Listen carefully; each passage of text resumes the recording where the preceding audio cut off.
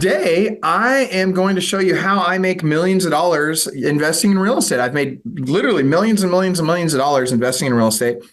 And I've done it in a way that's very safe, or at least I should say comparatively safe. And I'm going to show you exactly how today. Now, I want you guys to ask lots of questions, whether you guys are on the Zoom call or you're watching on Facebook. Feel free to ask lots of questions.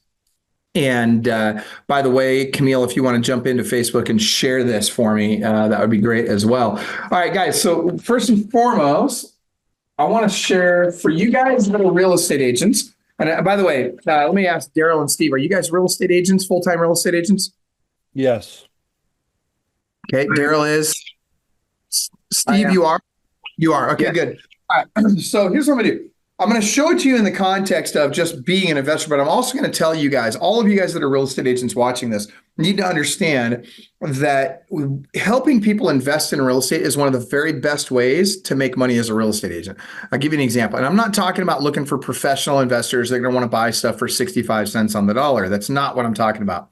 What I'm talking about is working with people that instead of investing their money in the stock market, they want to go beat the stock market with real estate. And so instead of buying one house every 10 to 14 years from you, they're going to buy a house, every year, maybe 2, 3, 4 houses a year from you. I did this way back in the day. My wife, Tara, and I did this. And we had literally, that's how Club Wealth actually started. We had literally anywhere from 125 to 150 people at any given time that had buyer agency agreements signed with us that were learning from us how to invest in real estate. And they were out, we were getting rich while we were helping them get rich. It was phenomenal, right? So here we are, we get to help them make a ton of money. In fact, I had an experience at the Pike Place Market one day. This guy walks up behind me. I'm there. I've got 25 of my real estate agent clients from all around the country with me. We're at the Gum Wall, which is this really nasty, weird place in the Pike Place Market where everybody sticks their gum on the wall. And this dude walks up to me and I'm like, oh my gosh, what's going on? He says, Michael Hellickson. I'm like, who are you? And this guy's got this big old beard going on. I'm like, oh my gosh. And it wasn't like this well-groomed beard. It was like this homeless guy beard, right? I'm like, what the heck is going on? And he says, Michael Hellickson, you changed my life. I'm like, oh my gosh, man. I hope it was for the better. Like, I didn't know what this guy was I thought he was going to freaking shank me or something here in this alleyway. And he says, you don't remember me, do you? And I said, no. He says, my name is Derek Osborne. As soon as he said that, I knew instantly who he was. Dude, let me tell you, coolest guy I've ever met, really nice guy. But I'd never seen him with a beard before because when I was working with him as his real estate agent, he was working a job as a salesperson for a company called Gray Bar, right? So he sold industrial products, right? Super cool guy, but he had to be clean shaven for work and all that. Well, while I was working with him, he was part of Club Wealth back then, right? When we were teaching our clients how to invest in real estate. And he bought, I think back then I probably sold him 12 or 15 houses over a several year period. And guess what? He tells me, he says, Michael, I don't have to work today because you helped me buy those houses. You taught me how to manage them. You helped me get into them. And I don't work today. I quit my job. I'm a full-time dad. He was there with his daughter and her friend. He says, I'm a full-time dad now and I owe it to you.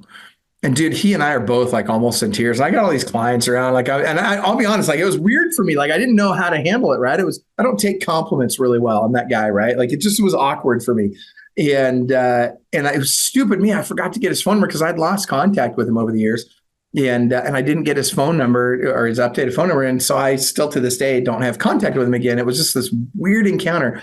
But I want you guys to think about how cool would that be if you could have encounters like that on a regular basis, right? How cool would it be to be some random place and some random person comes up and says you changed their life by helping them invest in real estate? And that's what I want for you. And that's what I'm going to help you do today. Whether you're helping people as a real estate agent or you're investing yourself, I'm going to show you how to make a ton of money selling real estate. But first, we have to understand why real estate. Why is real estate a better investment than the stock market? That's the starting point, right? So let's talk about that. What do you guys think? Why is real estate a better investment than the stock market? Can anybody give me an idea? Higher returns, I would imagine. Absolutely higher returns. You're absolutely right. Watch this. Write this acronym down, guys. IDEAL. I believe real estate's the ideal investment. I dated this girl back in high school. I don't remember her name, to be honest with you. And she was all right. She's cool. But her dad was a stud, man. Like I hung out in this relationship a lot longer than I should have because I wanted to get her to know her dad better. And so I'm learning from this guy. He owned a steel mill, right? And anybody that owns a steel mill, they probably got a lot of money, right? So I asked him one day, I said, hey, man, do you invest in the stock market? And he looked at me like I was stupid. And he says, Michael, why would I invest in somebody else's business when I can invest in my own? Like, oh, okay. That was kind of gruff, but all right, cool. I get it. Like, right. Then I asked him, I picked myself back up the floor emotionally.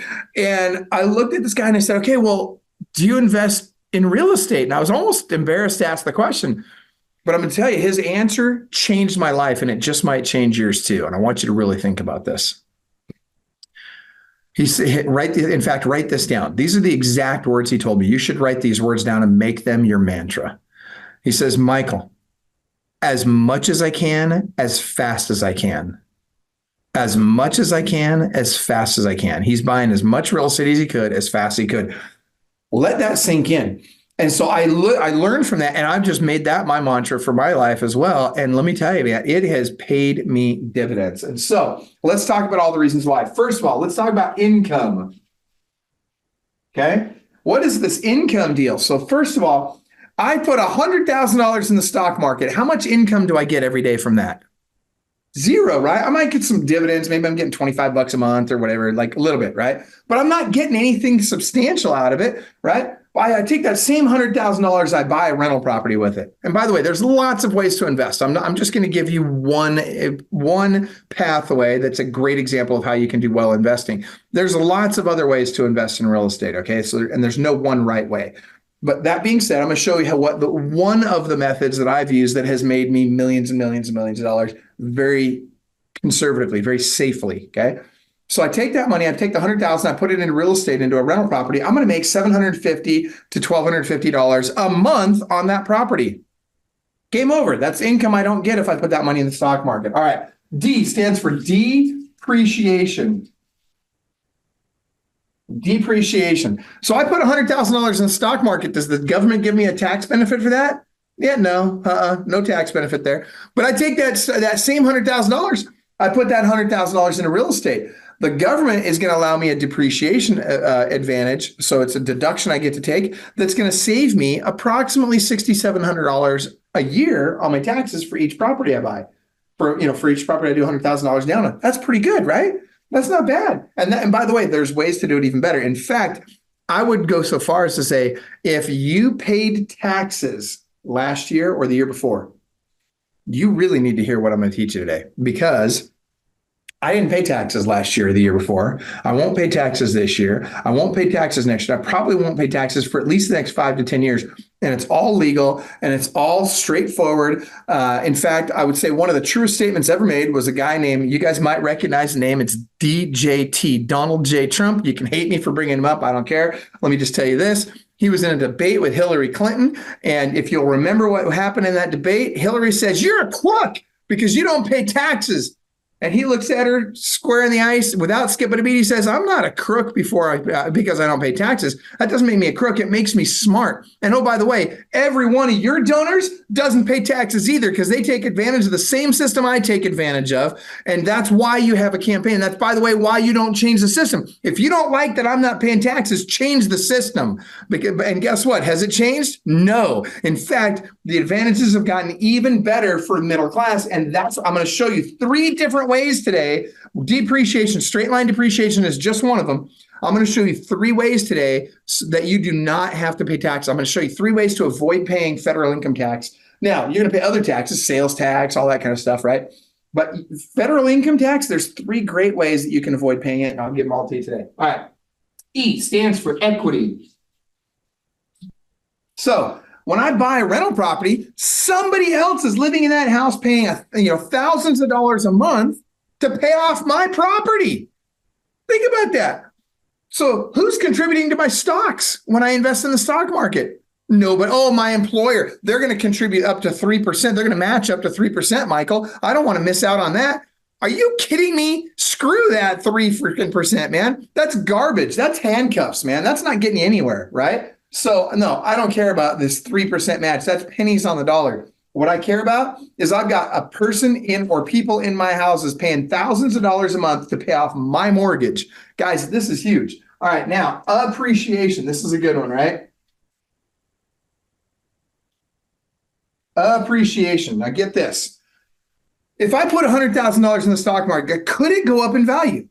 Yes, and it probably will. But here's the numbers. In the last 30 years, the average 401k has gone up 4.2% per year. Woohoo! Watch this. It gets really great when you really start thinking, well, what's inflation been over the last 30 years? 4.1%. Wow, I'm crushing it now. I got 0.1%, right? Are you freaking kidding me? That's weak. All right, so guess what? Appreciation in the stock market, it ain't getting you anywhere, okay? Now, by the way, it can also go down in value. We'll talk about that in a second. But the reality is you're not getting enough appreciation in the stock market for it to really make a difference. And so what about real estate? Well, real estate hasn't been that much better, but it's been better, right? It's been 4.8%. So about just over 0.5% more than you get in the stock market. Now, if you understand the rule of compounding, it's actually pretty substantial, right? Especially if you look at it over 10, 20 years, it can be fairly substantial. But that being said, it's better. In every one of these, the real estate is better than the stock market. But here's the big one. Here's the one that makes real estate the best investment on planet Earth. I'm convinced of it. Nobody's going to change my mind on this, or at least nobody's been able to. And a lot of people have tried. But watch this. Leverage. Okay, this is the big one right here. So get this. I take $100,000, I put it in the stock market. Can I lever that money? The answer is yes, I can buy on margin. So I go down to Charles Schwab, I say, here's my $100,000. Will you match it? Will you give me another $100,000 I can buy stocks with? And Charles Schwab will say, well, let's check your credit and we're going to see if you're credit worthy. And so they run your credit report. They check your, just like filing for a mortgage application, right? They're going to do their due diligence and determine whether or not they think you're a good credit risk. If they determine that you're a good credit risk, then guess what they'll do? Then they'll say, great, here's that $100,000 or some portion of that, but we'll just assume they're going to give you the 100 to match your 100. Now you're buying on margin. Well, that sounds great because, I can go in now and I can buy twice as much stock with just my $100,000. But watch this. Do stocks ever go down in value? Yeah, they do. And oh, by the way, do they ever go to zero? Yeah, think Blockbuster or any other number of companies that have gone out of business, right? And so what happens when I've bought on margin and that company goes out of business? Not only do I lose my $100,000, now I owe Charles Schwab their $100,000. Now I'm screwed, right? That's a really bad position to be in. And by the way, that does happen, okay? Now, and that's why you saw, you can look back in history. Why are people jumping out of buildings sometimes when the stock market crashes? Because not only do they lose everything, a lot of those guys were buying on margin. They lost more than they had. And now they owe even more. All right, now watch this. What about real estate? How much can I leverage in real estate? Well, if I buy owner occupied, I can buy for 3.5% down owner occupied. I could go buy a fourplex, live in one unit, rent the other 3 out. And the bank is putting up the other 96.5%. That's some pretty serious leverage right there, right? Now, I'm going to say this. What if you didn't want to do that? What if you just want to go out and buy straight rental properties? Well, I can still put 20% down. And that means the bank is putting $4 up for every $1 I put up. So I'm leveraging 4 to 1. Okay. So I can take that $100,000 and I can go buy a $500,000 house with it. This is huge. So let's do some real world math here. So if that's the case, and I'm going to make sure that you guys can see this a little better. So I'm going to tilt that down just a little more. So watch this. On the stock market side, let's just use 5% appreciation. We're not going to talk about all this other stuff. Just appreciation. Well, we use 5% because it's easy numbers. So if the stock market goes up at 5% and I've fully leveraged, guess what? I'm making $10,000 a year on that $200,000 that's now invested because $100,000 it's mine, $100,000 at the banks, right? Or the Charles Schwab or whatever. Great, 10 grand. I take my same 100,000, and by the way, it's very risky to get to that 10 grand. I take my same $100,000, I put it into real estate. I'm leveraged 4 to 1 instead of 10 grand. I'm making, let's see, I'm buying a $500,000 house. It goes up 5%. That's $25,000. So I'm making 2.5 times as much on the real estate as I am in the stock market, not counting all of the other things. And it's a lot safer. Guys, when you really start to understand this and you really start to dig into this, you're going to find that you can outperform the stock market by 27 to 1 by investing in real estate instead of investing in the stock market. If you can teach it, for those of you that are real estate agents watching this, if you can teach your clients how to do that, how happy do you think they're going to be? And by the way, now you're not just a real estate agent. Now you're a trusted advisor. Now they're going to refer all their friends and family to you. Now they're going to continue to use you for everything they do. This is a very big deal, all right? So you need to be able to share this with them. Remember this IDEAL acronym. Share it with your clients. Share it with your friends. Guys, this is huge. All right, now let's talk about how do I buy? Oh, and look at that. I've already got this. I was using this just the other day. We'll just do this one more time. The 1% rule, all right? I always buy on the 1% rule. What does that mean? If I pay $500,000 for a house, it has to rent out for $5,000 a month or more, no matter what. Immutable law. I will not buy anything that does not meet that parameter, okay? Very, very important. Next, and by the way, some of you might be thinking, well, Michael, that's hard to do in my market. Well, yeah, it's hard to do in my market too. I live in Washington State, right? Don't even get me started. I'm in the communist state of Washington here up in the Pacific Northwest, where literally I can't buy a place. If I buy a place for $500,000, I'm lucky if I can rent that place out for $3,000 a month. I'm going to lose $2,000 a month on that thing compared to where I should be? No way. I'm not buying that. So guess where I don't buy it? And I own some stuff here. I own, this cabin up in the mountains. By the way, check this out. How cool is that? Christmas time up in the mountains. Dude, I'm telling you, I wish you guys could see it here. I wish you could be here with me.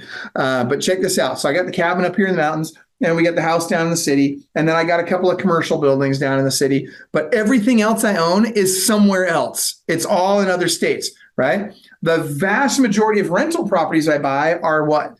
Midwest. Why? Because that's where I make the most money. I get great cash flow in the Midwest. I get appreciation in certain places. Now, not all over the Midwest. The Midwest doesn't seem to go up and down in value as much as the coast. So I may or may not get as much appreciation. But what I do is I try and target the areas that I buy in the Midwest so that I have the highest propensity for appreciation, right? So that being said, by buying there, I can get these better deals. Well, what if you're in an area that, and like let's say you're on one of the coasts, or you're just in an area that you can't get the 1% rule. Well, great. Then let me teach you how to buy in other areas and make a ton of money. And you can do this with your clients too. I'm going to show you in a minute how you can help your clients, whether they buy in your market or they buy in the Midwest, you can still profit from it. All right. Now, I also want to make sure I've got 20 to 50% equity in the properties. What does that mean? 20 to 50% equity means I might put 20% down, or maybe I put 10% down and I got it for 10% below market, or maybe I'm doing a sub 2 that's at 20% below market or whatever, right? There's lots of ways to structure that deal. But at the end of the day, no matter what, I always want to have 20 to 50% equity in the property. Now, why not more than 50%? Why do I not want to own that thing free and clear? Can anybody guess? Tax write-off. That's part. Well, the tax write-off, actually, this doesn't have any impact on the tax write-off. That's great. I'm glad you brought that up because a lot of people believe that. The tax write-off has to do with your basis, which is determined on the day that you buy the property and by any money that you put in, any additional money that you invest into the property. That's your basis. And that's not affected by equity. So it's a great question. So that's not the reason why. What else do you guys think? Anybody else? Oh, somebody's got to know this. Nobody knows. If you're on Facebook and you think you know the answer, type it into the chat. Go ahead, Steve. Oh, no, I thought I had an idea, but no, it doesn't make sense. I'll tell you two reasons. The two big reasons. Go ahead. What you were going to say? Were you throwing out? No, actually, I was wrong. I figured it out. That's all right. No problem. So reason number one, and the one that most people can come up with, is leverage. Because if I've paid that property off, I'm not leveraging my money enough. I need to take that money and go invest it in more properties so that my money is working harder for me than I'm working for money. Okay. That's a very, very, very important component. All right. Next, the one that most people do not figure out is risk. So I want to mitigate as much risk as humanly possible. Now, what does that mean? If I own a property free and clear and somebody gets hurt in that property and their attorney figures out that I own that thing free and clear, guess what's likely to happen? That attorney's going to say, hey, there's a ton of meat on that bone. Let's go after it. Let's sue this guy because he owns this thing free and clear. That's a problem. That's a real problem. Okay. Whereas if I only have 30% equity, By the time they sue me, and even if they win, which is not a guarantee, but even if they win, then they got to come after me. Now they come after me, they got to take that property back, and then they got to sell that property in order to get to that equity, which now there's little, if anything, left to be going after. So no attorney's going to want to take that case. Heck, if I want it free and clear, though, they'll take it on contingency half the time, right? So I want to mitigate risk by maintaining 20 to 50% equity, and I want to make sure I'm leveraging properly. All right, next, 25% arbitrage. This is a big one. What is arbitrage? That's the difference between PITI. What is PITI? That's principal, interest, taxes, and insurance. So if my principal, interest, tax, and insurance payment is $3,000 a month, then my rent must be $4,000 a month or more, no matter what. These are my immutable laws. These have to happen. I will not buy any house that these rules don't apply to. Now, there's some other things that I do, some other considerations when I buy properties. First and foremost, you got to know who your renter is going to be before you buy the property. Now, what does that mean? So most of you are going to rent to mom and pop. We call that retail rentals, right? So it's just mom and pop off the street going to come in and rent the place from, okay? That's fine. So if I'm going to buy retail rentals, I'm only going to buy, ideally, in red states. And I don't care if you're conservative or liberal. By the way, I don't even care if you're black, white, Asian, Christian, Muslim, Jewish. I don't care about any of that crap. None of that means anything to me, okay? All that matters to me is, can we make money together? Can we be nice to each other? Can we have respect for one another? Like, those are things that matter to me. All the rest of it's just freaking noise, okay? That being said, why do I tend to buy in red states and not blue states? Anybody want to guess on that one? Why are red states better than blue states? From a landlord's perspective, because red states tend to favor the landlord, blue states tend to favor the tenants.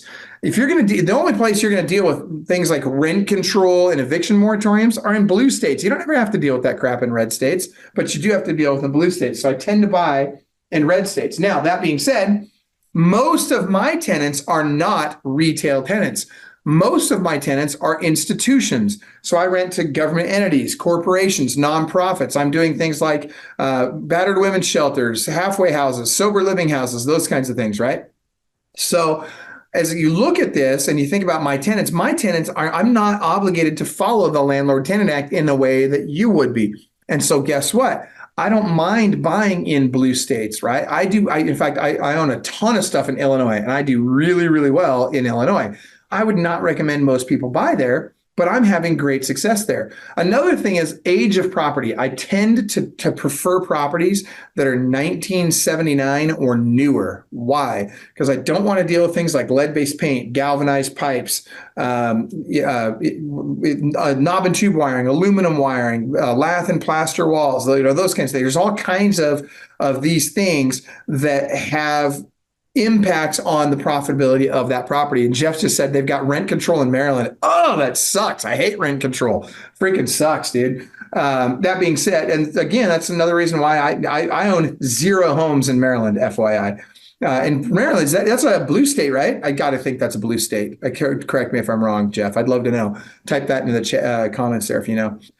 But anyway, long story short, I also don't want to deal with things like I've even seen, like in Chicago, for example. Did you know that some of the drain pipes that go from the house to the sewer pipes are made out of wood? I'm not even joking. They're burying wood pipe. Now, they don't do this anymore, but back in the day when Chicago was built, they had a lot of these wood pipes going from the house to the street. Well, guess what? That sucker is it's not a matter of if, it's a matter of when. It's gonna rot out. And if they got a basement, that thing could be 12 feet down. Like, you're talking some serious dollars here, right? And what happens if that sucker goes under the basement? Now you're cutting concrete out and digging up to get to that pipe to fix that freaking pipe. It's crazy, right? So these are all things we look at. Another example, by the way, when you're investing in real estate, make darn sure every time you do your home inspection, always do a home inspection, by the way, always scope the lines. That means always put a camera down all the drain lines. Very important, okay? I can tell you that saved me thousands and thousands and thousands of dollars over the years. All right, so this is what I invest in. These are the immutable laws. We're going to put this up over here. We're going to keep it here. Hopefully it stays sticky on there. I don't know if the sticky's probably wearing off a little bit, but we're going to keep it up there as long as it'll stay. All right, now let's move on. This is good stuff. All right, so I want to talk about financing really quick. Financing is a major component of investing in real estate. And I'm not just talking about interest rate. Although interest rate does matter, it is not the number one consideration for financing, okay? Now, let me explain why. Let me explain what I mean. So there's really two types of predominant loans that happen for investing in real estate, right? There's what are called conforming loans, and there's non-conforming loans. Okay. Now, a conforming loan, this is you go to your lender and they're going to pull your credit. You're going to put, 10, 20% down. They're going to pull credit. They're going to make sure that you qualify. They're going to, that your debt to income ratio is where it needs to be. They're going to make sure that you've got, employment history, all that kind of stuff, right? And when you close on the house, that loan is going to be in your name. You're going to be responsible for it. All right. Now, the good news is you're going to get a pretty good interest rate. Right now, those rates are going to be 6.5, somewhere in there. I haven't checked the rates for a couple months, but I buy stuff all the time, but I don't even care what rates are because I know my lender is giving me the best deal I can get. And so me worrying about what the rate is not going to change what the rate is, right? So I'm going to get the rate that I'm getting right then. That said, usually you get a better rate on conforming than you do on non-conforming. Now, the downside to this is every time I buy a house on a conforming loan, it goes on my credit, right? And so when I buy property, if for the first 12 months, they're not going to give me full credit for the rent that I'm getting on that property. They're only going to give me credit for 75% of the rent, which means I have to have enough income to make up the other 25%, which means that's going to affect other houses I want to buy, right? So if I'm planning on buying more than one house in a year, I'm going to have, I could potentially be making it more and more difficult every time I buy a house. All right, now that's one consideration. Then there's non-conforming loans, right? Non-conforming loans are very different. They come in two predominant varieties, right? And there's lots of other types of non-conforming loans, but I'm going to tell you about the two that we use most frequently, and those are DSCR, okay? And that stands for debt service coverage ratio, debt service coverage ratio, okay? And what that means is when I buy that house, first and foremost, it's a non-conforming loan, which is a commercial product, not a residential product. And it's going to go in the name. So I'm going to buy that property in an LLC, and it's going to go in the name of that LLC. And it's not going to be on my credit report. It's going to be on the LLC's credit report. Now, I do have to have a 620 credit score for this, right? So they want to see that I've got at least a 620. But again, and I'm going to personally guarantee the loan. They're going to require a personal guarantee, but it doesn't show up on my credit report. So what's interesting is I don't get penalized for the debt like I would on a conforming loan, but I still get credit for the income because it rolls down on my K1, so it shows up as income on my tax returns. So every single time I buy on a non-conforming loan, my debt to income ratio gets better, not worse. Guys, this is a very big deal, all right? Not only that, again, remember, this is in the company's name, not in my name. Okay, that's another big benefit. Now, and the downside is, why doesn't everybody do these? Well, first of all, most lenders don't even know how to do this stuff, right? The vast majority of lenders out there are what I call vanilla lenders, right? So they're playing checkers, right? They're just trying to get that loan done. And the rates are usually better on a conforming loan than they are on a non-conforming loan. If I'm getting let's say I'm getting 6 3/8 here, then I might be getting, I could easily, on a DSCR loan, I could easily be at 7 or 6 5/8 or whatever. I'm certainly going to be at least a half to a point higher more often than not. Now, I will say back in November through February of this last year, the DSCR rates were almost the same, and in certain weeks they were better than the conforming rates. Really weird dynamic that happened during that period of time. But generally speaking, I'm going to be a half to a full point more in a DSCR than I am in a conforming loan. And so that said, what you need is a lender. It's fine with your local lender if, when you're just doing mom and pop buying a house kind of transactions. That's fine if you're using a lender that can only play checkers. But for your investment properties, for your stuff that really matters, you need a lender that's playing multi-level chess. Somebody that really understands not only how is this going to impact this transaction, but how is it going to impact the next one and the next one and the next 5 after that. Okay, this is really important. All right, now, the way I buy, man, we talked about these rules over here, right? Because I rent to institutions and not to mom and pop, I get more in rent than most people get. For example, if a property rents out for $3,000 a month, I'm probably getting $3,500 a month for that same property. Okay.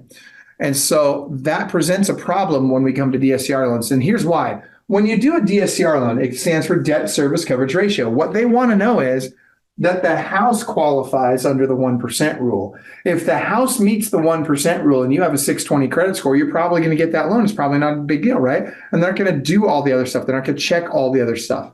Okay.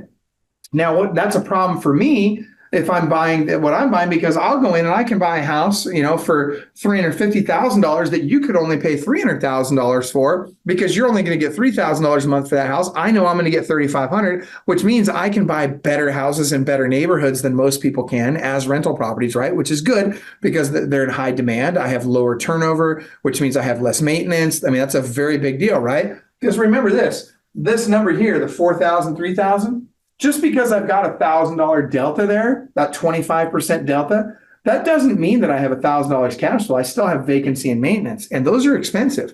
And particularly with maintenance, vacancy creates maintenance. I want you to think about this. If I'm buying in ghetto neighborhoods, I'm going to have higher turnover. It's going to be more common that I have turnover. And when I do, I'm not going to, like in a nice neighborhood, I might have to do carpet and paint. But in a ghetto neighborhood, I'm going to end up with carpet, paint. They've probably broken some of the appliances. They might have even stolen some of the appliances. They might have broken some of the cabinet doors off. There might be holes in doors. They might have stolen the air conditioning unit. Heck, they're stealing copper out of the walls sometimes in those properties. So my maintenance is vastly different in a property like that than it would be in a house in a nicer neighborhood, right? So because I rent to these institutions and I can get more in rent, I don't have to buy in the ghetto to be able to make money on my rental properties. I can buy in nicer areas. And so these numbers get better for me also. All right. Now, that being said, if I'm doing that, I don't qualify for a DSCR. So what kind of loan do? I have to do a no ratio DSCR. Now, what does that mean? See, for a DSCR loan, the appraiser goes out and they figure out, hey, is the house worth what you're paying for it? And then they also do what's called a rent comp analysis, which is they check all the rental properties in the area and they determine what do they think that house is going to rent out for. Well, on that house, they're going to see that house is renting out for $3,000 a month, for example, right? I know I'm getting $3,500, but they're not going to believe that, right? Because they've been through this before with stated income loans, right? They don't believe consumers anymore. Smart, finally. But what they're going to say is okay, we think it's going to rent out for $3,000 a month. You're saying you're going to get $3,500. Now you have to go no ratio DSR. So we'll let you go beyond the 1% rule. So we'll let you go down to 0.8 or 0.75 or whatever, maybe even 0.7. But we're going to charge you a higher down payment. So instead of 20% down on a DSCR loan, you're going to have to go 25% down on that no ratio DSCR loan. And instead of, let's say 6 5/8, we're going to make you pay 9 3/8, or maybe 9 1/8, right? Which sounds really, really bad, right? And you're like, well, gosh, Michael, why would I ever want to do that? What a terrible interest rate. Why would I get that? And this is where, and people hate, a lot of people hate this phrase, but I'm going to throw it out there anyway, because it really does apply here. I'm a marry the house, date the rate kind of guy, right? Now think about this. What does that mean, right? See, I'm going to buy this thing in 6 to 12 months down the road, depending on the lender, anywhere from 6 to 12 months down the road. Once I've got my 6 to 12 months worth of bank statements and stubs showing, rent receipts showing that I've been getting the $3,500, now I can refinance it on DSCR rates instead of the no ratio DSCR rates. So I can cut my interest rate by 2-3%, like that. All of a sudden, I'm making a ton more money on that property, but at least I was able to get into a property that nobody else can get into. Again, we got to play multi-level chess and not checkers. Okay. All right. Any questions on the financing? And by the way, from a financing standpoint, I'm going to tell you the lender I recommend. If you want my lender, type a lender into the chat and I'll get you in contact with my lender. And I'm telling you, my lender is the best in the country. I'm not even kidding. I'm not. In a minute, you're going to think I'm biased when I tell you why I'm saying that. But it's not because I'm biased. I mean, this particular lender, first of all, probably does more DSCR loans and these no ratio DSCR loans than anybody I know in the country. Second of all, this particular lender Last year, the number one wholesale lender in the country is United Wholesale Mortgage. They gave her their award in 2023 for the consistently fastest close times. In 23, she was closing loans from application to close literally 14 days. This year, she got her number down to 12, and she's getting that award again this year, they said. So she's 2 years in a row out of every, I mean, we're talking tens of thousands of loan officers that send loans to this company. And she's twice in a row now, 2 years in a row now, she's won their fastest consistent close times award. Daryl, go ahead. You had a question. Yeah. So is there a way, or is there any other criteria or some sort of cheat sheet that we could use to analyze these deals to, I guess, figure out what the best financing option is? So on the financing option, it's not really a cheat sheet. That part, well, let's back up. I do have a cheat sheet for how do I determine if a deal is a good deal to buy, right? And so it's a calculator. If you go to calculator.net, they have a great calculator there. It's super simple. It's free. It's online. We can send it to you. If you want the calculator, just type in calculator into the chat. If you're on Facebook, type it into the comments, and I'll have my team send you a link to it. Okay. But it's super easy, right? Like you put all the numbers in and it spits out, here's your ROI, here's your cap rate, here's your monthly cash flow, here's your everything, right? It's really very, very simple to use. And so, yes, I do have a cheat sheet for that. When it comes to what type of loan to do, that's going to depend on what will it appraise for, right? What is the rent comp going to come back out? That's the single most important factor. Because if the rent comp comes back at, let's say the rent comes back at 3,000 and I'm getting, and I'm getting 3,500 for rent. Well, guess what? I'm going to have to go no ratio, but I don't know that until I get the appraisal back, right? So I would love it if the appraisal comes back and the guy says, oh no, you can get 3,500 for that. We see that. Great. Now I can just go DSCR and it's a lower down payment. I get the best rate and I don't have to refinance later, right? Does that make sense? Yeah, it does. So, when are you bringing the appraiser into the mix? I guess, are you having the lender do that, or are you having that done beforehand so that way you can figure out which way to go?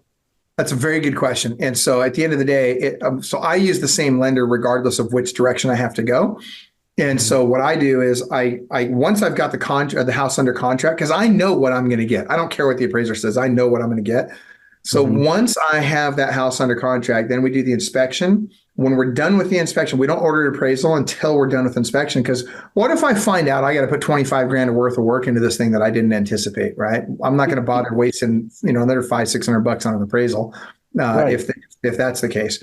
And so once I get the inspection done, then we order and we're satisfied and we've negotiated everything with the seller. Then we do the appraisal. And then once that's done, we know, are we doing DSCR or no ratio DSCR, which is, by the way, another reason why it's important to have a lender that's lickety split on getting these things closed. And by the way, Guy, yes, you are correct.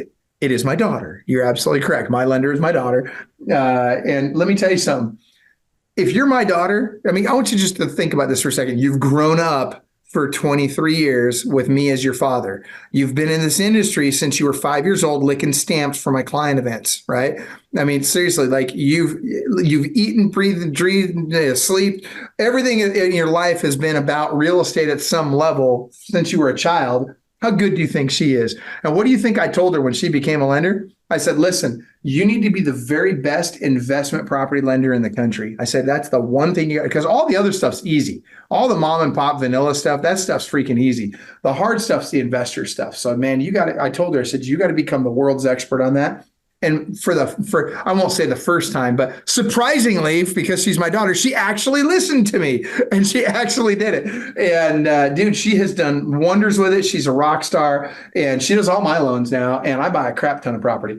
All right. So that being said, any questions on the financing? Yeah, so one last question. I'm sorry. Yeah. Peel this onion back one more layer. So as far as like the rental comps go, are you using something specifically other than like maybe Zestimates or something like that to give you an idea of what you think it's going to rent for? Or you just know the market that well, which I don't know if you can do that because you're buying all over the country. How would somebody like myself know those rental spreads and have a good understanding and feeling?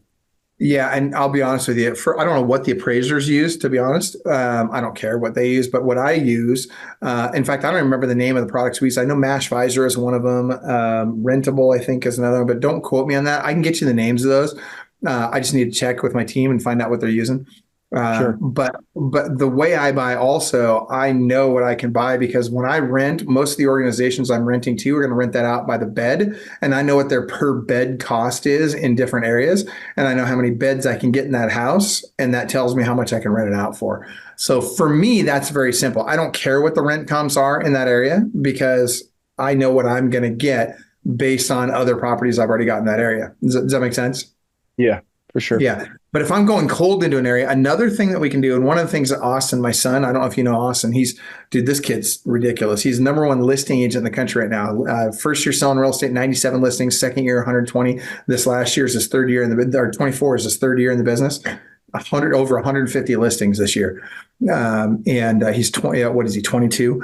And anyway, so he also, of course, invests in real estate. He likes to look at Section 8 in an area because he knows worst case scenario, he can rent that sucker out at Section 8 and he can 99% of the time, he can get more than Section 8 will pay anyway. So as a floor, he'll use what Section 8 will pay. Does that make sense? Yeah. Yeah. So that one's super easy to find out. That one you can, in most jurisdictions, you can find out online. If you can't find it online, you call them up and you can find out. Super easy. So good stuff. I love these questions, by the way. Keep them coming because I teach this freaking 5 days a week. So it gets boring for me to some degree. So it's nice if you guys, when you're asking questions, it's more fun for me. So any other questions on that, Daryl? No, sir. Thank you. Yeah. No, those are great questions. Anybody else have any other questions on that so far before we move to the next part? Okay, good stuff. Guys, I really appreciate the questions. Seriously. Okay, so let's move to, Camille, could you repaste that in there for me, please? All right, let's move to, what is my next thing? We're going to do structure. Okay, good. Let's talk structure really quick. So how do I structure my portfolio, right? What does my organizational structure look like? This is important, all right? Now, I'm going to recommend, and let me back up. Before I tell you this, you have to understand, I'm not an attorney. I'm not an accountant. I'm just a rich dude that's got really good accountants and attorneys that work for him. I've learned this over a long period of time. I feel like Liam Neeson. I've got a particular set of skills that I've acquired over a long career, right? Oh, sorry. Anyway, you get my point. But check this out. So you have to be the quarterback of this team. Your attorney is not a world-class real estate investor. Your accountant is not a world-class lender or a world-class real estate agent or a world-class attorney even, right? Like you have to understand these professionals are very valuable and having the right team really, really helps. But at some point, you have to be able to take their advice and decide what advice from them you're going to take and what advice you're not going to take. I had an attorney cost me over $100 million one time. Oh, yeah. Let that number sink in. $100 million this guy cost me. And I still use the attorney because guess what? It wasn't his fault. He gave me great legal advice, but it was terrible business advice. I was the knucklehead that followed it. That was an expensive lesson to learn, okay? So I'm going to recommend that you really filter the advice through your glasses and through what you think is right. So that said, here's the structure I recommend. I think everybody should have a trust, okay? Now that's going to be a revocable living trust. Now, what does that mean? Revocable just means you can change it during your lifetime, okay?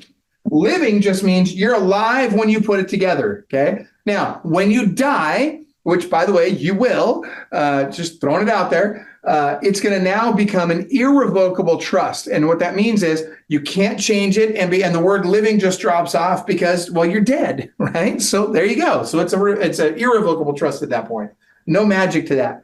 All right, now that trust, by the way, it takes about $800 to set up a trust, and usually a will comes with your trust. My guys are really good, and they're probably a bit on the expensive side compared to other attorneys and accountants. And my guys that I use only charge $800 for this. So it's cheap. Get your trust set up, okay? What's really nice about the trust, one of the many really nice things about the trust is that if you have a problem, let's say you need to change something in your will. Let's say, you've got that kid that you were going to include in your will and they turn out to be a knucklehead, maybe they're doing drugs or whatever the heck's going on. Or maybe you just don't like them. They forgot you at Christmas or something like that. Screw you. I'm writing it out of my will. All you got to do is change it in one place. You don't have to go change it on all the ownership structure of everything down below. You're going to see why that's important as we draw this out. Okay. So off my trust comes two different LLCs. Now, These are going to be Wyoming LLCs. Now, there's a reason for that. I don't have time to go into all the reasons why. The two biggest reasons are anonymity and protection, okay? These are what are called a charging order protection entity, which sounds really fancy. Really, all it means is it's really hard for people to bust through your LLC to get to you, okay? The other thing is that they give you really, really good anonymity, so it's really hard for people to figure out who owns that entity. And if they can't find you, they can't sue you, right? It's really hard to sue somebody for something that you can't find. And so I have my personal holding company, and then I have my partner holding company, okay? Very important. Now, this is where I put all the stuff my family and I do together. This is the place that I put all my stuff that, like do with people like you that are not blood relatives, right? Okay, now let me show you how this looks.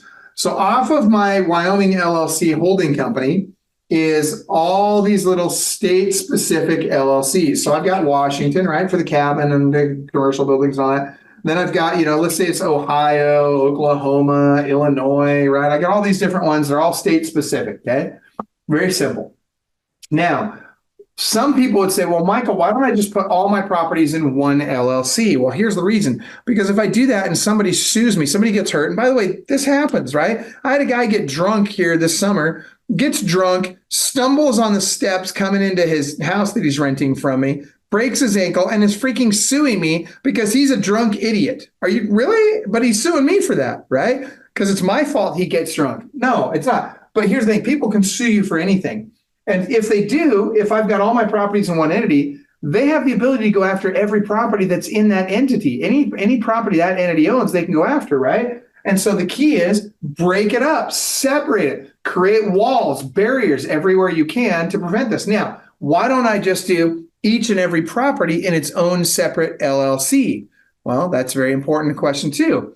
Because to do each of these LLCs costs between $1,200 and $2,200 per year in tax and legal fees, okay? So if I did everything in its own LLC, it gets expensive, it gets complicated, whatever. Now, I will say this. If you own 5 or fewer rental properties, I recommend that you put each of those 5 rental properties in their own LLC. Why? Because of protection. It's a lot harder to start out, right? Like, I don't want you to lose everything and have to start from zero again, because getting to your first million is magnitudes more different than difficult than it is to get to your next 10 million. And getting to 10 million is magnitudes more difficult than getting from 10 million to 100 million, all right? And so the idea here is, in the very beginning, I want you to protect. After that, you can start stacking more properties in each LLC. I recommend you never have more than in the amount of equity that they have the day you buy them. I recommend you not have more than $350,000 in equity in one entity. All right. So for example, if I go out and I buy 3 houses and I put $100,000 down on each of those 3 houses, that's $300,000 in equity, right? Day one. Now, those properties are going to go up in value over time, and they're going to get paid down, and there's going to be greater equity. Does that mean that when that equity exceeds 350, I have to split them up into separate LLCs? No. I'm just saying, from the day you buy them, we want to see no more than $350,000 in equity in any one entity. Now, the next thing I do is on each of these state-specific LLCs, let's say Ohio, for example, right? I might own 20, 30, 100 properties in Ohio. So what I'm going to do is I'm going to separate those into what are called, and look at it, looks like a little octopus here, right?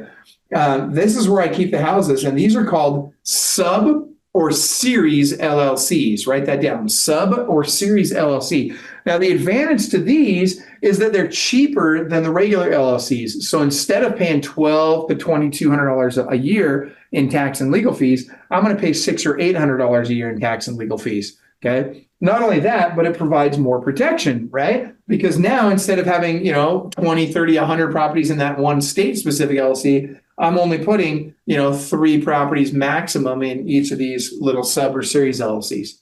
Okay. Any questions on this part of the structure so far? Anybody? Nobody?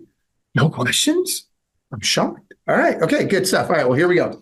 So the partner side, let's talk about this. So for those of you that are real estate agents, or for those of you that are just thinking, gosh, Michael, I don't know that I can go out and I can find properties that are on the 1% rule and follow all these other rules. And it just, I'm better at going out and making money than I am at finding deals like that. And by the way, maybe you're one of those real estate agents that says, hey, man, I'm able to find this stuff all the time. I can get deals like that. Great. Then I'm going to tell you guys about 2 strategies that work. You just got to figure out which side of the strategy you should be on. Okay. There's partnerships in real estate. And specifically, I'm talking about micro partnerships. I'm not talking about big syndications and all that kind of stuff. I'm talking about micro partnerships. And these are what I feel are the most profitable and best types of partnerships in real estate, for me at least. And so there's 2 partners in these. And there's a lot of guys that do stuff like I do that do it at scale like me, like Chris Crone, Ryan Pineda, a lot of these guys that are kind of the bigger influencers on social media. This is what a lot of us are doing. And so if you're good at finding deals, you want to be the managing partner. If you're better at just making money and you want to invest your money, but you don't want to have to do all that work, you be the capital partner. So let me define the role of managing partner and the role of capital partner. Okay, write these both down. The managing partner does all of the work. They find the houses, they negotiate the deals, they do the rehabs, they put the tax and legal team together, they find the tenants, they manage the tenants, they deal with the property maintenance throughout the property history. They do everything, right? All of the work is on the shoulders of the managing partner. They do not put any money up. They bring the work to the table. The capital partner puts the money up. Okay, that for the down payment, closing costs, whatever. They're just putting money up. They don't do any work. They just put the money up. All right. So the 2 then split the ownership of the property. And here's what that looks like. So I'm going to use Steve as an example. All right, Steve. So Steve is up here, and Steve's going to have the Steve Trust. Okay. Now Steve's Trust is going to own Steve Holding Company. Okay. So Steve's holding company and my holding company are going to get together, and they're going to have a little baby holding company. Don't freak out here. Don't let it get weird there, Steve. It's just an example. But we got this baby holding company, and that's where the property's held, right? And so we each own 50% of the baby holding company. I brought the work to the table. Steve brought the money to the table, right? And so you can do whichever of these you want, guys. You have to figure out which one am I best at. If I'm better at being a managing partner, then my job is go find capital partners. Give me an example. Grant Cardone. You guys all know Grant Cardone, right? Grant Cardone is a managing partner. What is Grant the best in the world at? Raising capital, right? He's the best at going out and raising money. People love giving that guy money, which cracks me up because his returns kind of suck. But people love giving him their money, right? And so Grant goes out, and by the way, his cap rates, he'll buy stuff at a 3 to 5 cap. I don't touch anything under a 10 cap. Let that sink in, okay? That's a pretty freaking big deal, all right? Well, I'm not even going to go into that. But here's the thing. Let's say, for example, that you're, and by the way, let me back up. With this property now, we're splitting the ownership of it, and we each get 50% of the cash flow, of the equity, of the appreciation, of the tax benefits, all of it. We get 50. We split everything right down the middle. Okay. If it loses money, we split that down the middle, all of it, right? It's just, anyway, that being, none of my properties have ever lost money, so it's not a big deal. But my point is simply this, that actually that's not true. I had one that lost money. Sorry, I did have one lost money, but we still own it and it'll make money eventually. We got off to a rocky start with it, and I own it myself, and it's not a partner property. And in fact, I only do partnerships on about 25% of my deals. The other 75%, my wife and I buy ourselves. Now watch this. Let's say you're a real estate agent. I think not Gary, but Guy was on here a little bit earlier. I don't know if he's still here, but Guy's in Maryland, right? Maryland, I can't make that 1% rule work in Maryland. It's not happening. So let's say that Guy has a client that wants to invest in real estate, and Guy's like, well, dude, I can't find you good deals here. Why don't I refer you to Michael? So he refers him to me, and I go out and I partner with his client on transactions in the Midwest, and where, I buy Midwest and Florida is pretty much the 2 places I buy. And so guess what's going to happen? Now I'm going to own 50%. Guy's client is going to own 45%, and we're going to give Guy 5% of the ownership in that property. And all he's got to do is put up $10. Why the $10? Because there has to be consideration for the agreement, right? But at the end of the day, basically, he's getting 5% of this property for free. And I'll do that with him on every property that the person he referred to me does with me forever. So if that person does 20 properties with me, guy's getting a free property out of it. I mean, think about that. It's literally what it's like. Guy's getting a free property if he refers somebody to me that ends up doing 20 deals with me. Guys, this is a very big deal. All right. Any questions on any of the structure or how partnerships work? Okay. And if you guys are interested in doing a partnership with me or interested in referring people to me, anything like that, what I want you to do is while we're on here, if you're on Facebook, just type in partner in the Facebook comments and I'll reach out to you and we'll set up a time to chat together. If you're on the Zoom call with me right here, what you're going to do is you can type in partner, but now what's going to happen is I want you to share contact information with Camille. She's going to take down your contact information in a private chat just between you and her. And then she'll set up a time for us to talk. She's going to send you a copy of our JV agreement, our partnership agreement. And what I want you to do is I want you to read through that. Okay. Go through it, get comfortable with it. And then when you feel like, yep, I've read it, I understand it, I want you to initial it and send it back. You're not committing to anything at this point. What you're doing is you're saying, yeah, in principle, I agree with this.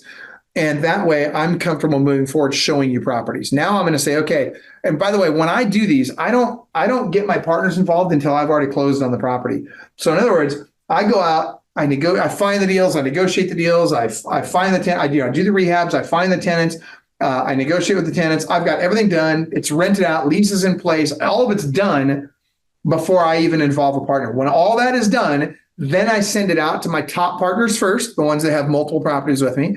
If any of them wants to buy it, if they're in a position to buy it right then, and most of my partners, as soon as they've got the money ready, they keep buying more with me.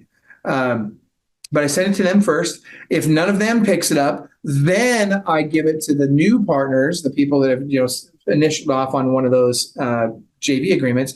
And what happens is when you say, yep, I'm interested in that property, Kate, so we've sent you the Zillow listing for it, and we've sent you the calculator for it, so you know all the numbers. We tell you exactly what it's going to cost you to get into it, what the return's going to be, all of it. We give you all those numbers up front.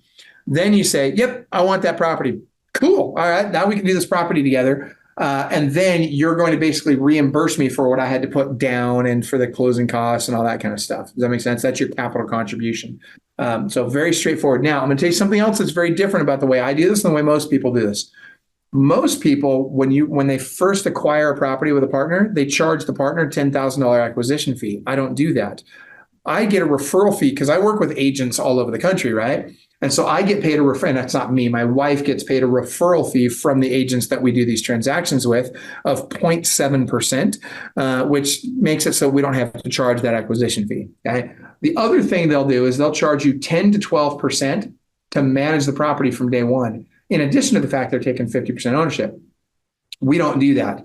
We don't charge the rental, the property management fee. We don't charge that until you have 100% of your money back out of it. Okay. So if you're going to be a managing partner, I'm going to recommend you do it like we do it.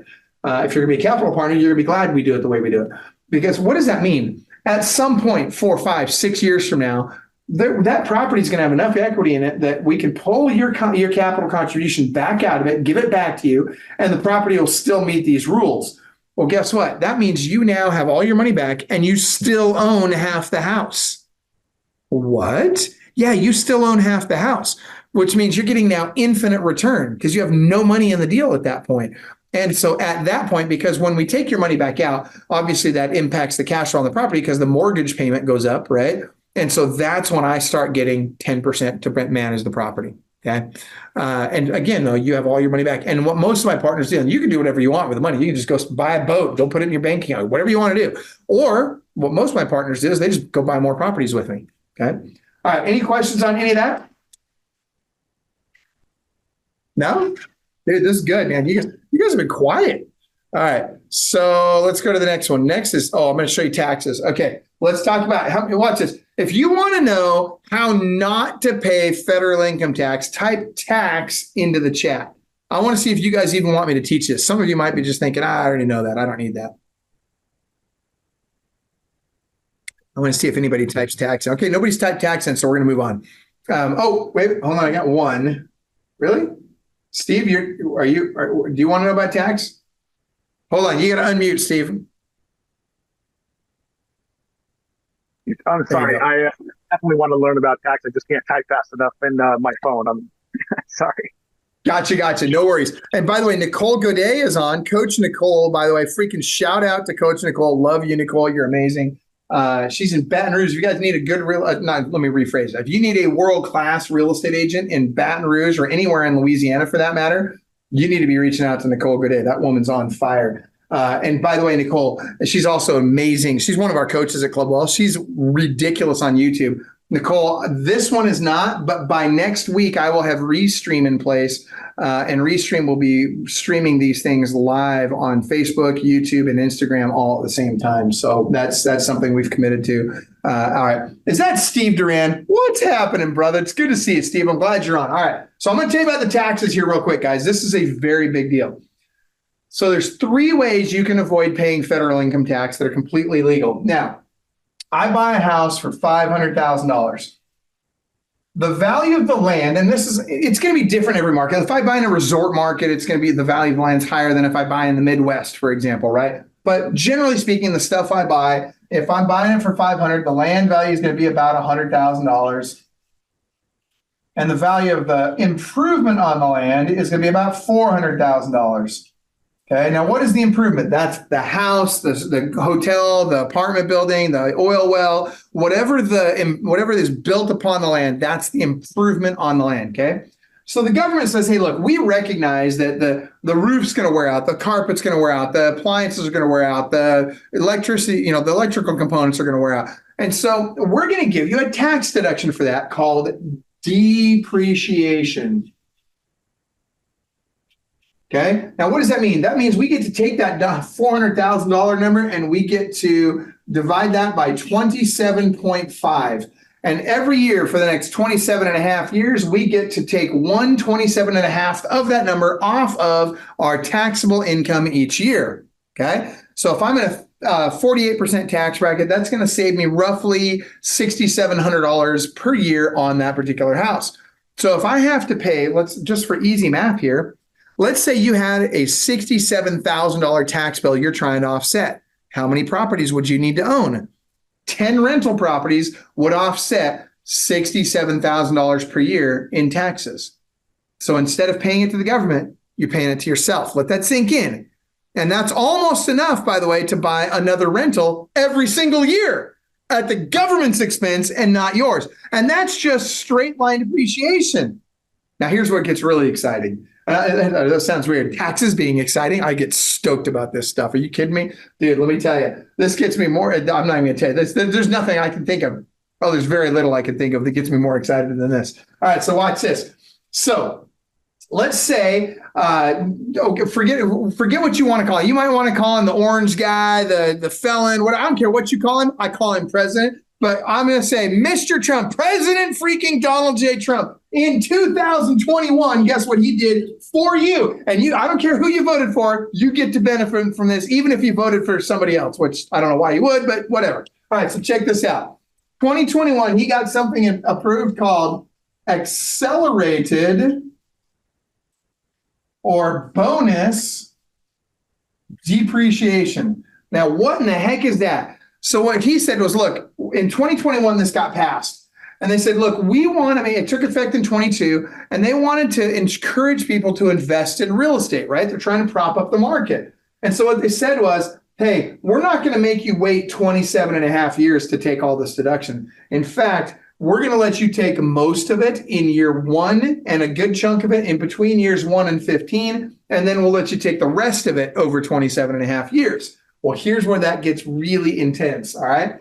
So, first of all, they had to negotiate with the Democrats because the Democrats are like, well, we don't want this to be a forever thing, blah, blah, blah, blah, blah. So we wanted to sunset at some point.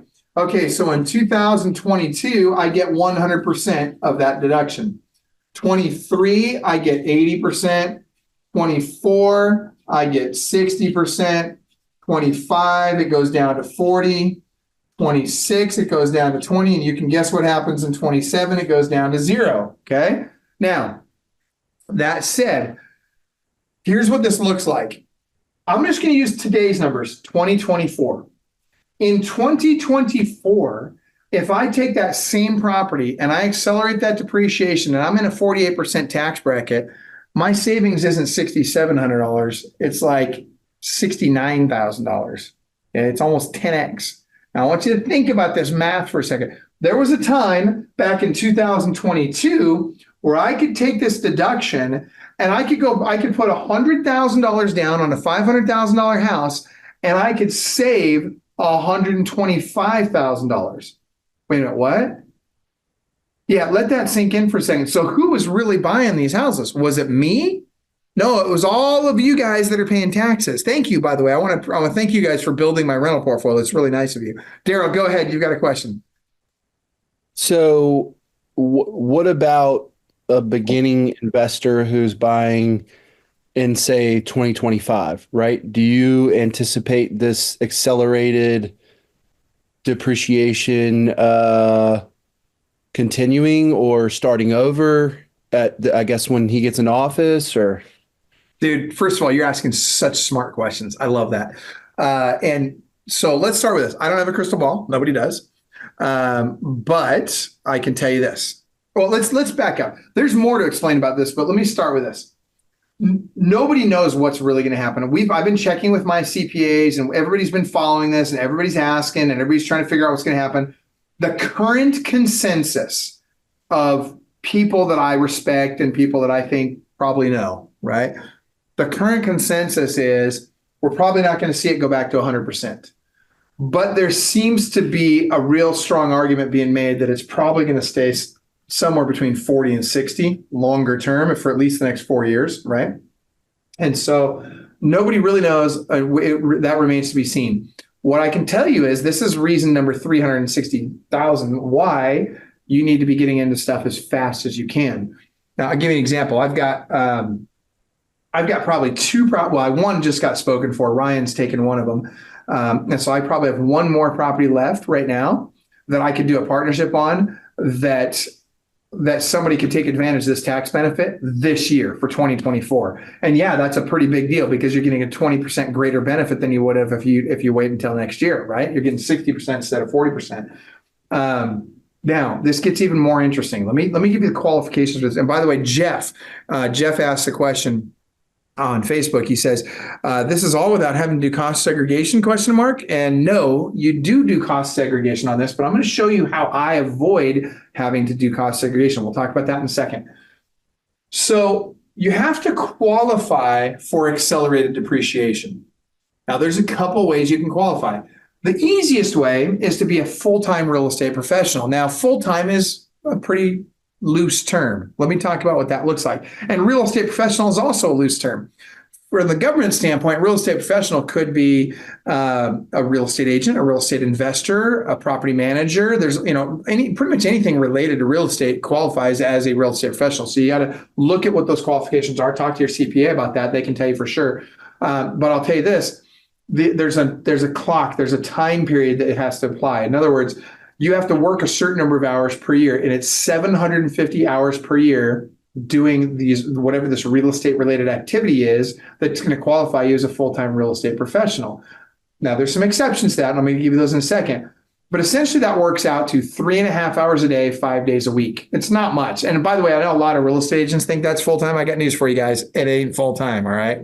Like, seriously. I love when people are like, I'm going to work 40 hours a week. I'm like, awesome. Or they're like, I want to work part-time. I'm like, great. Which half of the day are you going to work? The first 12 hours or the second 12 hours? Like, seriously, come on. Like, let's be serious about our career here. Anyway, that being said, so there's a loophole for this. And that loophole is if you own a short-term rental property. I'll give you an example. You guys probably have clients, maybe they're a doctor, lawyer, whatever. They make a bunch of money and they've got short-term rental properties, right? If they materially participate in the management of their short-term rental property, and essentially that means they do the majority of the management for their short-term rental property, then guess what? They can qualify for accelerated depreciation on that short-term rental property. So you can take a doctor, lawyer, whatever, some high-income individual, and they can offset not only the income that they make from that property, but they can offset their actual active income in their career using accelerated depreciation from their short-term rental properties that they actively participate in the management on. Guys, this is massive. Now, let me tell you the opportunity that this presents for you guys that are real estate agents. If I'm a real estate agent today, first thing I'm going to do is I'm going to go call all of my freaking clients, my sphere of influence, and I'm going to say, hey, guys, if I could get you another 100 grand back on taxes you've already paid, and would you, and completely legal, would you be willing to take that money and invest it in some more real estate with me? What do you think they're going to say? Of course they're going to say yes, right? And by the way, if you're really smart, I'd go talk to everybody in your freaking area. I'd call every single investor. I would literally go and I'd do a public records request down at the county, and I would ask for the list of every single person that owns a short-term rental property in your area. I would call every single one of those people up, and I would have the same conversation with them. Guys, this is massive, because for every one of those people, they're not going to buy one house, every 10 years. They're going to be buying a house a year, 2 houses a year, or whatever. And especially if you can get the money back, because guess what you can do? You can go back and we can amend the tax return back to 2022, and you get the deduction based on the in-service date of the property. And that doesn't mean when it got rented out. That means when you first marketed it for rent. These are major factors here, guys. When you really understand this, it is incredible how easy it is to take advantage of this particular legal tax loophole. All right. Now, so let's talk about cost segregation. So Jeff was asking about cost seg. Basically, in order to figure out how much of this benefit you get to take, and remember, it's between years 1 and 15 that you get the majority of this benefit. So in order to figure out how much I get in each year, I have to do this cost segregation study, because what that says is, the government says, well, the roof's going to wear out at a different rate than the appliances are going to wear out. And the appliances are going to wear out at a different rate than the carpet's going to wear out. And so based on what's in that property, they give you, a certain amount of this deduction over these different periods of time. Now, what I did, because each of these cost seg analysis that you get done, they could cost you easily $2,500 for just to have one of them done. Well, if you do that on 10 houses, that's 25 grand I could use for a down payment on another house, right? So I got sick of paying this stuff. I did a whole bunch of them. I did them on my residential, or let me rephrase. I did them on a handful of my residential properties.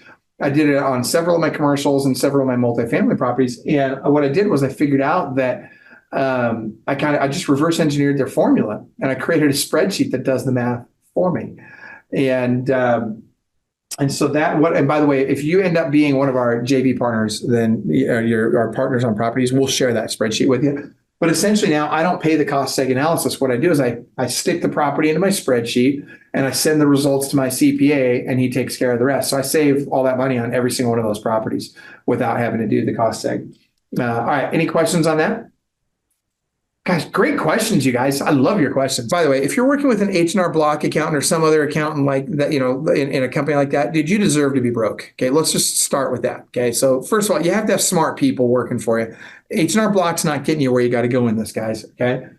Now, that being said, what your typical low-level accountant is going to tell you is, oh, you shouldn't take advantage of depreciation or accelerated depreciation, because what if you want to sell the property in 5 years? Well, guess what? You have to do what's called recapture the depreciation. It's called depreciation recapture.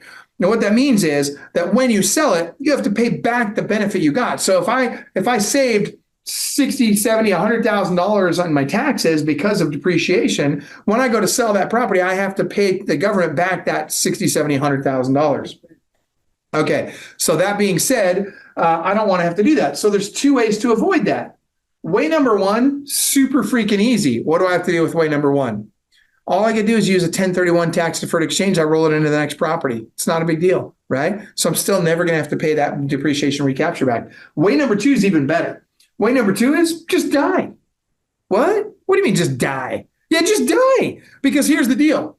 When I die, and it's going to happen, when I die, so I'm keeping that property until I die no matter what. When I die, that $500,000 property's gone way up in value. It's probably worth $3 million, right? Well, guess what? Not only do my kids, my heirs, not have to pay the depreciation recapture, they get something called stepped up basis. And what that means is that they get to redepreciate the property from the new $3 million value. What?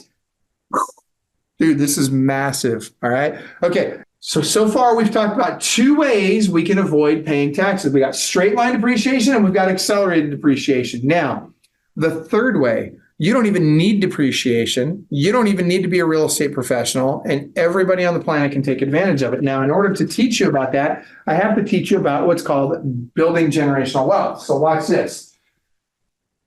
Hang on, I'm running out of paper here, so I'm going to have to take this off and switch tablets here. Give me just a second. Okay, watch this. Fortunately, my wife is a rock star, and she always has me prepared because that's who she is. Tell you right now, if the world comes to an end, you need to come to our house. You'll not only have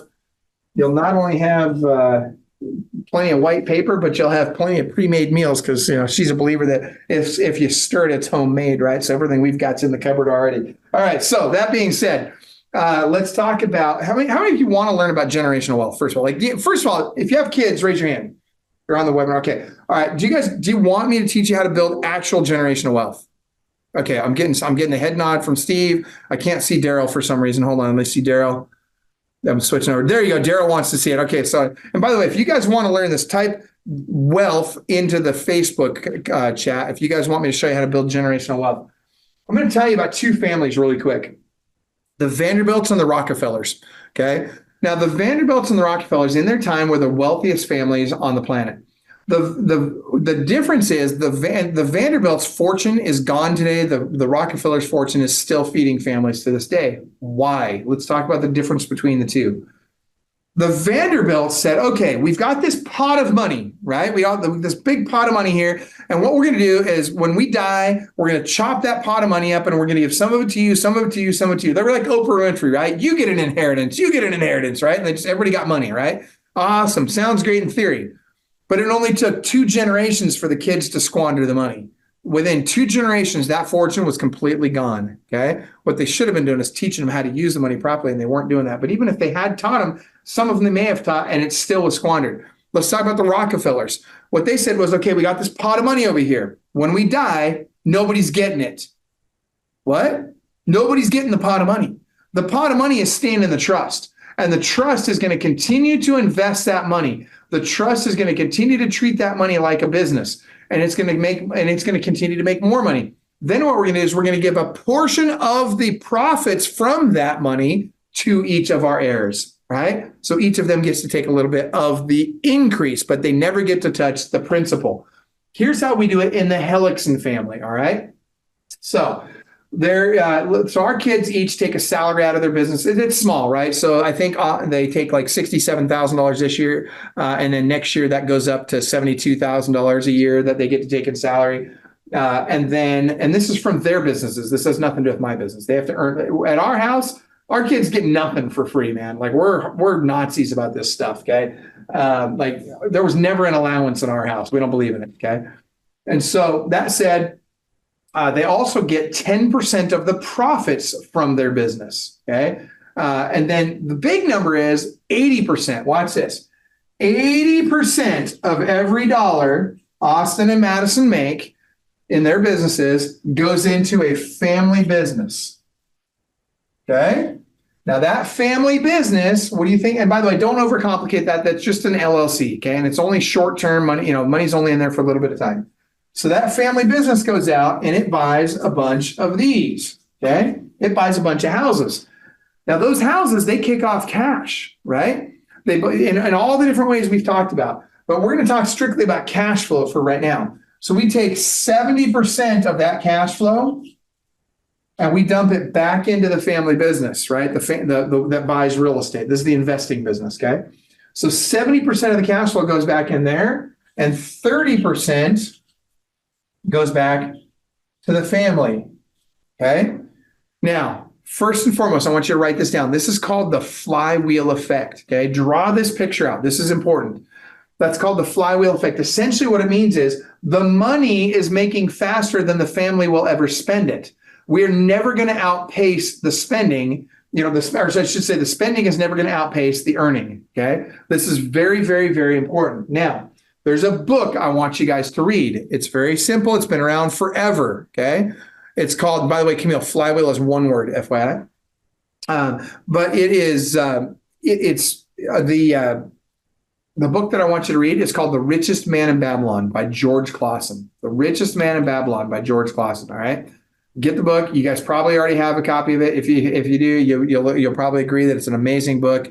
And by the way, if you have kids 8 years or older, I recommend they read it. My kids did their first book report on it when they were 8 years old. I required them to do a book report on it. Dude, it's awesome. It's like the Bible for money. Okay. All right. So that's a starting point. Now, I'm going to give you the 5 stages of building wealth. I want you to write these down, and then I'm going to give you the definition of each, okay? There's 5 stages in building wealth. Struggle, survival, success, significance, legacy. Struggle, survival, success, significance, legacy. Struggle is when your passive income is less than your monthly expenses, okay? Struggle is when my passive income is less than my expenses every month. That's where most Americans live. Survival is where my passive income is equal to or greater than my expenses each month. Now, Robert Kiyosaki calls this getting out of the rat race, okay? Because now you've got your time back. You've now efficiently or effectively bought your time back, right? You don't have to go to a job to support your lifestyle. But I call that just survival. Success, this is where I feel success comes. When you can live on less than 30% of that cash flow, that's success, okay? Now you're really growing quickly. And what happens is when you do that, the whole thing grows. So 30% of a bigger pie is a bigger number, right? So every year you're able to spend more and more and more, and you're still staying within that 30%. Okay, very important. Now let's take it a step further. I'm going to talk to you about how Robert Kiyosaki and Donald Trump avoid paying taxes. Okay, and all of Hillary's donors, by the way, just throw that out there. How do they avoid paying taxes? Because they don't even take the 30% cash flow to live on. What they do is they dump 100% of the cash flow back into that family business, that investment business. And so all of the cash flow is going back in there, and all of the cash flows is buying more property, right? Now, they want money. The Donald needs a haircut, okay? Let's talk about this. Like, it's probably $100,000 if it costs $1, right? I mean, it probably takes 20, 30 people to comb that sucker over, all right? So think about this. He needs $100,000. Where is he going to get it? How is he going to get that $100,000 if he's not taking it in cash flow? He borrows it against his portfolio. Let that sink in for a second. Because guess what that you don't pay taxes on? You don't pay taxes on borrowed money. And so you don't even need depreciation at that point. Now, of course, these guys all take advantage of depreciation. And by the way, we'll get into that in a second. But at the end of the day, when you're doing that, this is now when you're in significance, right? Significance is when you're living on less than 30% of the growth of the portfolio. Okay, so I'm not taking it in cash flow. I'm taking 30% of the growth of the portfolio. So if I own $100 million in real estate, here's some easy numbers for you. I got $100 million in real estate. It goes up at 5%. That means that went up by $5 million that year, right? Now, I'm only going to take 30% of that number. That means I can live off of 30% of 5 million is what, $1.5 million? So I get to live on $1.5 million that year. And so I just borrow $1.5 million against my portfolio, and that's the cash I use. Success, I would recommend the kids stay at home. I don't care if they've got, kids of their own or whatever, they're married, whatever, it doesn't matter. I'm still recommending kids stay at home as long as you can, unless you're going to house hack, which is a great strategy, right? But if you're buying, like my kids, we buy together as a family, right? And so my kids are already building their wealth, right? And they don't have to go out and buy a separate property to do it. And it's cheaper to have them stay living at home than it is for them to go buy a separate property, right? But if you weren't going to do that, then I would say, the 2 options are stay at home or go house hack. Now, I would also suggest until kids can live on less than 30% of the money they're bringing in every month, they're at least in active cash flow, they should not be moving out. That's just my opinion. I think that they should stay at home and get themselves financially squared before they go move out. And so that's what I would do. So I would also suggest they take a massive portion. Now, the book, The Richest Man in Babylon, will tell you that you should live on less than 70% of what you make.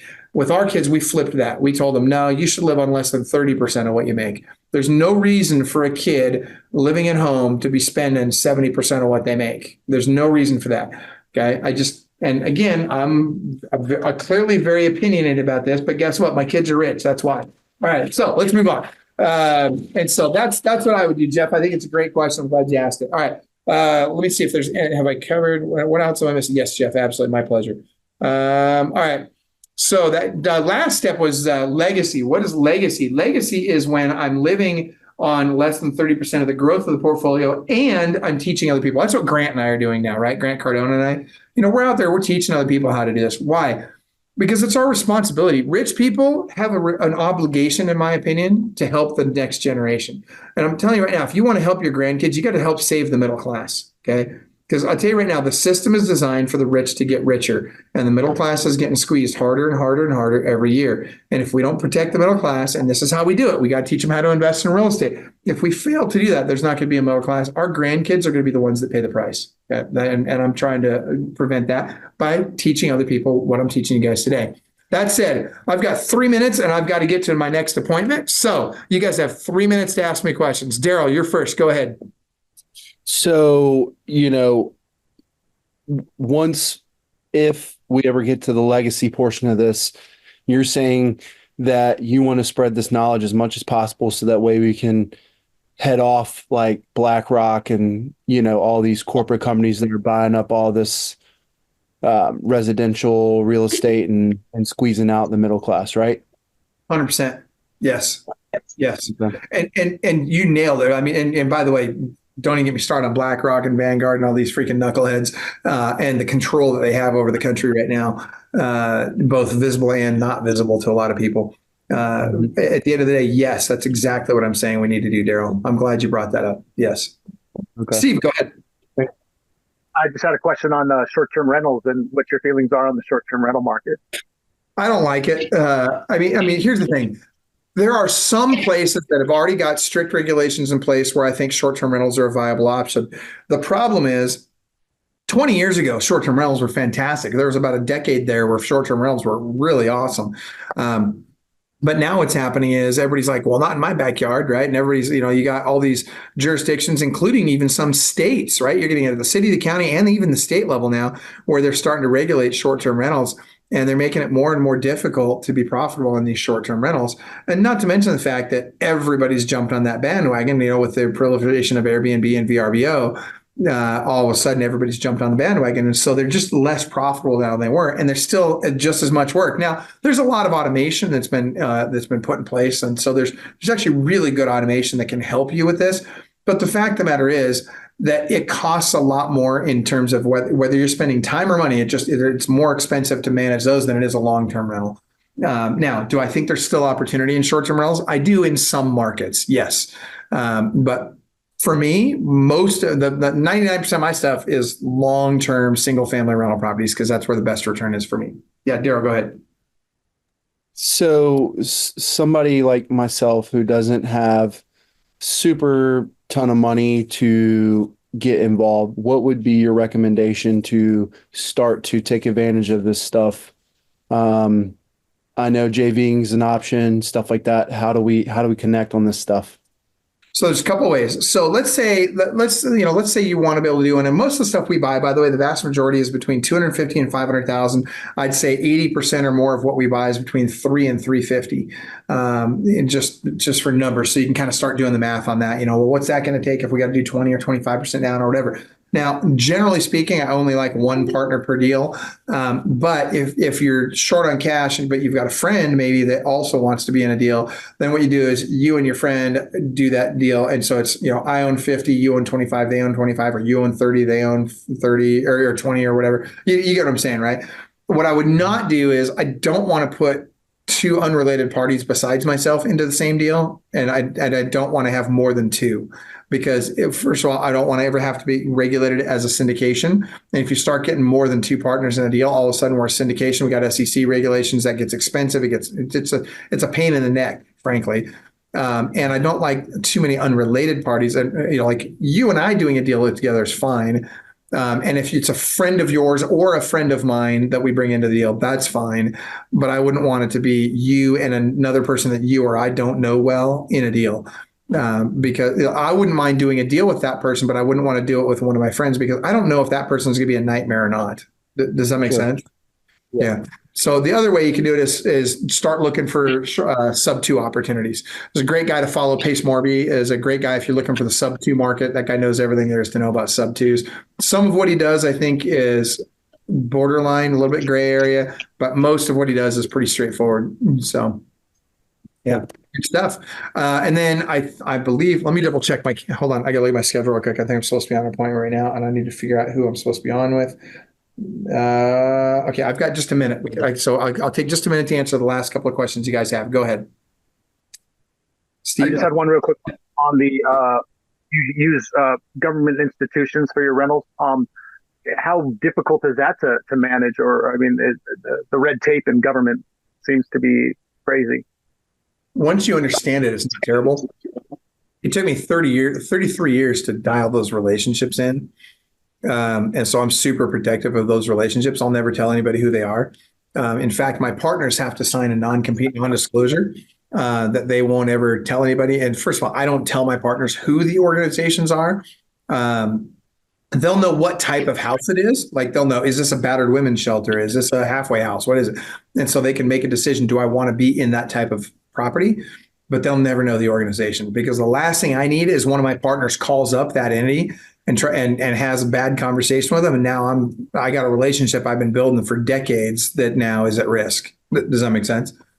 And so it's exactly like REO. If you've ever done REO, doing these institutes, I'm going to hit mute. Actually, Camille, can you mute on, please? Or mute, I think Steve's microphone or somebody's is giving me some reverb. There you go. Thank you. Anyway, long story short, it's just exactly like selling REO as a real estate agent, right? You've got one client, many transactions. And so if you got, in REO, like I had 21 REO clients and I was doing that, a lot of transactions on the REO side. And each one of those relationships was easily worth 500 to $1 million a year, easily. And so you got to protect those relationships. And is it hard to get in? Yes. But once you do, it's a relationship game, right? It's you got to go through the red tape, but it's really all about relationships. And so you got to learn how to take care of those relationships. And and a part of that means you got to learn how to not get upset about stuff easily, right? And that's probably the hardest part, when some knucklehead goes in and they do a bunch of damage to your house, or they've got dogs in the house and you've said that there's no pets allowed, or they get in a fight with the neighbors, or worse yet, they pick a fight with the city or whatever. Like, dude, there's stupid stuff these guys do, and you got to learn how to deal with that. And the good news for my partners is I deal with that. And I say Tara deals with that. So my partners don't have to. So great questions. All right. Any last questions before we wrap it up, guys? These are great questions. All right. By the way, those of you, especially on Facebook, and those of you that are watching, if you guys could do me a favor, hit the share button, hit the like button, comment on it, follow me on social media. It would really help me out. I'd super appreciate it. And whether you do business with me or not, guys, get into investing in real estate. You need to do it. Selling real estate is great, but frankly, that's just, you're on the treadmill, man. You're a hamster on the wheel when you're selling real estate. And don't get me wrong, I love the real estate profession. I teach real estate agents how to make millions of dollars a year selling real estate, and I'm all for that. That being said, you need to be taking chips off the table and sticking them into some investment properties so that you don't have to sell real estate or do whatever the heck job you're in for the rest of your life. Okay. The key here is get that passive income built up so that you can actually have a life. And if you still want to sell real estate or do whatever it is that's fine, but do it because you want to, not because you have to. So that said, guys, I appreciate you being on. It's been a great time. Thank you for all your great questions, comments, and everything. If you got value of it on the Facebook feed there, guys, just type in, hey, got great value. Maybe share your number one takeaway in the feed there. That'd be great. And tell me where you're located. I'd love to know where each of you are located that are watching. And other than that, I'll do the best I can to get back to any of the questions that I find in that Facebook feed. Guys that are on the Zoom call here, if you go to my personal Facebook page, you'll be able to find that Facebook feed, no problem. And you can rewatch any part of this that you want. So have an awesome day, everybody. I appreciate you being on. And again, if you're interested in doing partnerships with us, type in partner in the chat or in the comments. And if you're on the Zoom call, then go ahead and just private message Camille with your contact information, and she'll get that taken care of for you. She'll get an appointment set for us. So, all right, guys, have an awesome day. Thanks a lot. Take care. Club Wealth is the only coaching company on the planet that will literally guarantee that you will double your income or make at least an extra $100,000 your first year coaching with us, or we will give you 100% of your investment back. Click the link below, sign up for the appropriate tier level, and let's get you a strategy session today. And I promise you, I 100% guarantee you, promise you that you will walk away with a heart full of gratitude for the time that we took for you, because you got so much value out of that call. Schedule your strategy session today. I promise you'll be glad you did.